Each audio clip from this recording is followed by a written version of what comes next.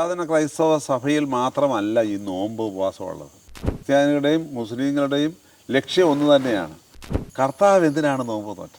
പുരാതന മതങ്ങളുടെ അടിസ്ഥാന തത്വങ്ങൾ 3 ട്രൂ ലൈറ്റിലേക്ക് ഏവർക്കും സ്വാഗതം.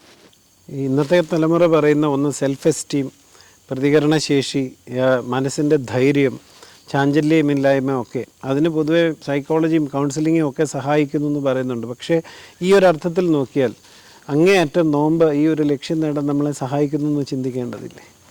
ഈ സൈക്കോളജിയും കൗൺസിലിങ്ങും ഒക്കെ ഒരു പരിധി വരെ നമ്മളെ സഹായിക്കുന്നില്ലെന്നൊന്നും ഞാൻ പറയുന്നില്ല. പക്ഷേ അതിനൊക്കെ ഒരു എൻഡുണ്ട്. ഇത് പുരാതന ക്രൈസ്തവ സഭയിൽ മാത്രമല്ല ഈ നോമ്പ് ഉപവാസമുള്ളത്. എല്ലാ മതങ്ങളിലും ഉള്ളതാണ് നോമ്പ്. ഇസ്ലാം മതം ക്രിസ്ത്യാനികൾ വളരെ ഭംഗിയായി വേറൊരു രീതിയിലാണെന്നുള്ളതുള്ള അവരുടെ നോമ്പ്. ഒരു ദിവസം രാവിലെ തുടങ്ങി വൈകിട്ട് വരെ, സൂര്യ ഉദയം മുതൽ സൂര്യ അസ്തമയം വരെ റംസാൻ നോമ്പ് അവർ ഉമിനീര് പോലും അകത്തേക്ക് ഇറക്കാതെ വളരെ ഭംഗിയായി നോമ്പ് അനുഷ്ഠിക്കുന്നു. പക്ഷേ രണ്ട് കൂട്ടർ, ക്രിസ്ത്യാനികളുടെയും മുസ്ലിങ്ങളുടെയും ലക്ഷ്യം ഒന്ന് തന്നെയാണ്. ഉള്ളിലുള്ള മനുഷ്യനെ ശക്തിപ്പെടുത്തുക, ഈശ്വരനോട് ചേർന്ന് നിൽക്കുക, ദൈവത്തോട് ചേർക്കുക. ഹൈന്ദവ സഹോദരങ്ങൾ, അവർക്ക് കൃത്യമായ വ്രതങ്ങളുണ്ട്. ഇത് ഏതെങ്കിലും ഒരു സഭയിലോ അല്ലെങ്കിൽ ഏതെങ്കിലും ഒരു മതത്തിലോ പെട്ട ഒന്ന് മാത്രമല്ല ഇത്. അതുകൊണ്ട് സൈക്കോളജിക്കും കൗൺസിലിങ്ങും ഇത് ഉണ്ടെന്ന് പറയുമ്പോഴും ഈശ്വര വിശ്വാസികളായി ജീവിക്കുന്ന എല്ലാവരിലും പിതാക്കന്മാർ പൂർവികർ കൃത്യമായി പകർന്നു തന്ന് എറ്റേണലായിട്ട് നിലനിൽക്കുന്ന ചില സത്യങ്ങൾ ഈ നോമ്പിലും ഉപവാസത്തിലൊക്കെ ഉണ്ടെന്നുള്ളത് വളരെ പ്രധാനപ്പെട്ട കാര്യമാണ്. പുരാതന മതങ്ങളുടെ അടിസ്ഥാന തത്വങ്ങൾ 3: പ്രയർ, പ്രാർത്ഥന, ഫാസ്റ്റിംഗ്, നോമ്പ് ഉപവാസം, ആംസ് ഗിവിങ്, ദാനധർമ്മം. ബാക്കി ഒരുപാട് സുഹൃത്തുക്കളുണ്ട്, അത് വേറെ കാര്യം. പക്ഷേ ഈ 3 മെയിൻ പില്ലേഴ്സാണ്: പ്രാർത്ഥന, നോമ്പ് ഉപവാസം, ദാനധർമ്മം. Prayer unites us to God. ഈശ്വരനുമായിട്ട് നമ്മളെ കണക്ട് ചെയ്യുന്നതാണ്. ദൈവവുമായിട്ട് നമ്മളെ കൃത്യമായി കണക്ട് ചെയ്യും. അതുകൊണ്ടാണ് നമ്മുടെ പിതാക്കന്മാർ പറയുന്ന 7 യാമങ്ങൾ കൃത്യമായി പ്രാർത്ഥിക്കണം, 7 യാമപ്രാർത്ഥനകൾ പൂർത്തീകരിക്കണം എന്നൊക്കെ പറയുന്നതിന് വെറുതെ പറയുന്നതല്ലത്. 7 തന്നെ ഒരു പൂർണ്ണതയുടെ നമ്പറാണല്ലോ. അപ്പോൾ 7 ഒരു പൂർണ്ണത നമ്പർ ആയതുകൊണ്ട് തീർച്ചയായിട്ടും ആ പൂർണ്ണതയിൽ തന്നെ ദൈവത്തോടുള്ള ബന്ധത്തിൽ നിലനിൽക്കാനായിട്ടാണ് ദൈവത്തിൻ്റെ സൃഷ്ടിയായ നമ്മോട് വിശുദ്ധ വേദപുസ്തകം ആവശ്യപ്പെടുന്നുണ്ട്. നമ്മുടെ മതഗ്രന്ഥം ആവശ്യപ്പെടുന്നത് അത് തന്നെയാണ്. ഫാസ്റ്റിംഗ് എന്ന് പറഞ്ഞാൽ ഒരു സാങ്ക്ടിഫിക്കേഷൻ്റെ ആയുധമാണ്, മെഡിസിനാണ്. അച്ഛന് വയറ് നിറച്ച് കഴിച്ചിട്ടിരുന്നേ, ഭക്ഷണം കഴിക്കാതെ ഇരുന്നേ പ്രാർത്ഥനാപൂർവ്വം. എവിടെയാണ് അച്ഛന് കൂടുതൽ ആത്മനിയന്ത്രണം ഉണ്ടാകുന്നത് അതിന് മനസ്സിലാവും. ഉപവാസത്തിൽ തന്നെയാണ്. അതെ, നമുക്കൊക്കെ അത് എക്സ്പീരിയൻസ് ഉള്ളതാണ്, നല്ല അനുഭവം ഉള്ളതാണ്. നമ്മൾ ഈ 3 നോമ്പൊക്കെ വരുമ്പോൾ കൃത്യമായിട്ട് നല്ലതുപോലെ അനുഷ്ഠിക്കും. അതുപോലെ തന്നെ വലിയ നോമ്പ് വരുമ്പോഴും കുറഞ്ഞ പക്ഷം ഉച്ചവരെയെങ്കിലും ഉപവസിക്കണമെന്നുള്ള പിതാക്കന്മാർ പറയുന്നുണ്ട്. നമ്മുടെ ജീവിതത്തിൽ നമ്മൾ ഏറ്റവും സുന്ദരമായി കാണുന്ന ചില സമയങ്ങളാണ്. നമുക്ക് കേൾക്കുമ്പോൾ പേടിയാണ്, മനസ്സിന്റെ സന്തോഷവും കേൾക്കുമ്പോൾ അയ്യോ നോമ്പ് വരുന്നല്ലോ എന്നൊക്കെ ഇങ്ങനെ ചില ചിന്തകളൊക്കെ ഉണ്ടാകും. പക്ഷേ വെൻ വി ആർ ഇൻ, അതിനകത്തേക്ക് പ്രവേശിച്ച് കഴിയുമ്പോൾ നമ്മൾ വേറൊരു ലോകത്തിലേക്ക് പ്രവേശിക്കുകയാണ്, ഒരു പ്രത്യേക ആധ്യാത്മിക ആനന്ദത്തിലേക്ക് പ്രവേശിക്കുകയാണ്. അത് അച്ഛന് നോമ്പ് അനുഷ്ഠിച്ചിട്ടുള്ള ആളായതുകൊണ്ട് ഞാനീ പറയുന്നത് പെട്ടെന്ന് മനസ്സിലാകും. അതുകൊണ്ട് നമ്മളിതൊക്കെ എക്സ്പീരിയൻസിലൂടെ കുറച്ചറിയണം.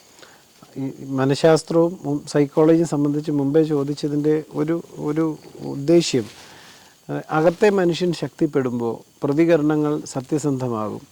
അകത്തെ മനുഷ്യൻ ശക്തിപ്പെടുമ്പോൾ സാഹചര്യങ്ങൾ കണ്ട് മനസ്സിലാക്കി ദൈവികരായിട്ട് പ്രവർത്തിക്കാൻ സാധിക്കും. അപ്പോൾ ഈ ദൈവവുമായുള്ള ബന്ധത്തിൻ്റെ തലമല്ലാതെ ലോകത്ത് മറ്റു മനുഷ്യരോടും സമൂഹത്തോടും ഒക്കെ ഇടപെടുന്നതിനെ സംബന്ധിച്ച് നമ്മെ ഒത്തിരി ബലപ്പെടുത്താനും ശുദ്ധീകരിക്കാനും നോയമ്പും ഉപവാസവും നമ്മളെ സഹായിക്കുന്നു എന്നുള്ളതല്ലേ?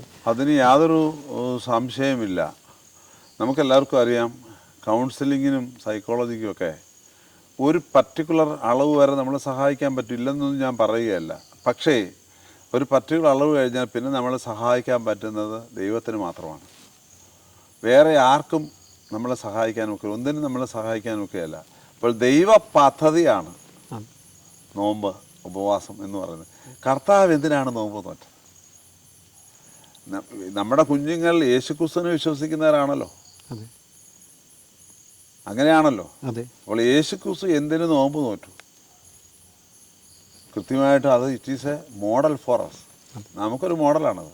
ക്രിസ്തുവിന്റെ മാതൃക ക്രിസ്തുവിന്റെ മാതൃക സ്വാംശീകരിക്കുക. കർത്താവിന്റെ പൂർണ്ണതയിലേക്ക് വളരാൻ. എന്തിനാണ്? ആ മാതൃക സ്വാംശീകരിച്ചാൽ നമുക്കെല്ലാവർക്കും അറിയാം, ആ ക്രിസ്തു അത് ചെയ്തതിന് തൊട്ടു പിന്നാലെയാണ് 3 തിന്മകൾ കഴിയുന്നത്. അതെ.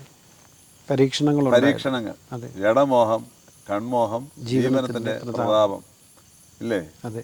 Lust of the flesh, lust of the eyes, pride in riches.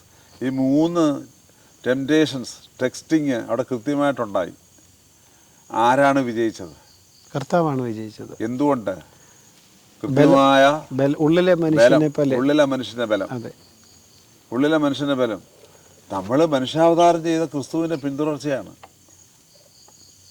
ക്രിസ്ത്യാനികളാകുന്നുവെങ്കിൽ. അതെ. മനുഷ്യാവതാരത്തെ ക്രിസ്തുവിന്റെ പിന്തുടർച്ചയാകുന്നുവെങ്കിൽ നാം ക്രിസ്തുവിനെ പോലെ ആകണം. നമ്മൾ പാടാറുണ്ടല്ലോ, യേശുവെ പോലെ ആകുവാൻ. യേശു ആകണമെന്നല്ല പാടുന്നത്, യേശുവെ പോലെ ആകണം, യേശുവെ പോലെ ജീവിക്കണം. അതെ. അതിന് യേശുവിൻ്റെ വാക്ക് കേൾക്കണം. യേശു ചെയ്ത കാര്യങ്ങളൊക്കെ നമ്മുടെ ജീവിതത്തിൽ ചെയ്തു തീർക്കാൻ നമുക്ക് സാധ്യമാണ്. ക്രിസ്താനുകരണത്തിന്റെ ഭാഗമാണ് ക്രിസ്താനുകരണം. അതെ. അതെ, ക്രിസ്താനുകരണമാണ്. അപ്പോൾ ക്രിസ്തുവിനെ അനുകരിച്ച് ജീവിക്കാൻ വേണ്ടിയുള്ള പല മാർഗങ്ങളിൽ ഒരു പ്രധാന മാർഗമാണ് നോമ്പും ഉപവാസവും ഒക്കെ. അത് വളരെ ക്ലിയറാണ് വിശുദ്ധ വേദപുസ്തകത്തിൽ.